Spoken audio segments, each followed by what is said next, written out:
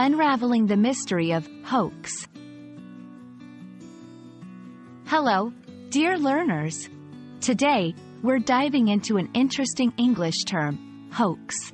It's a word you might have come across in news, social media, or in daily conversations. By the end of this video, you'll understand what it means and how to use it in your sentences. Hoax is a noun. At its core, a hoax is a deceptive act or false claim made to trick people into believing something that isn't true. It's like a lie, but often bigger, and usually with a purpose to deceive many people or to gain attention. Example, the news about aliens landing in the city was a hoax. Someone made it up as a joke. People create hoaxes for various reasons. 1. For fun or prank. Some people enjoy seeing others get fooled.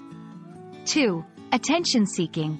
By creating a sensational story, people might get a lot of attention. 3. To mislead or manipulate. Some hoaxes are created to cause panic, harm someone's reputation, or influence opinions.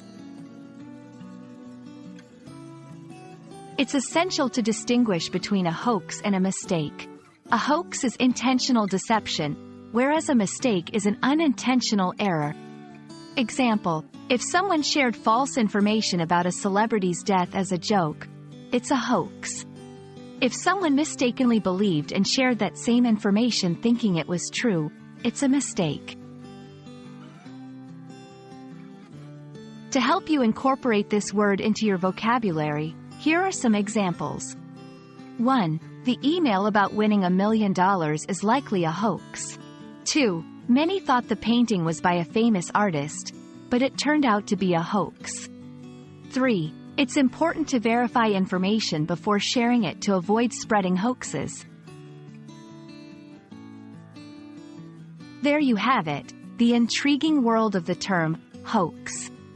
Remember, in this era of information, it's always a good idea to double-check any surprising news or claims you come across.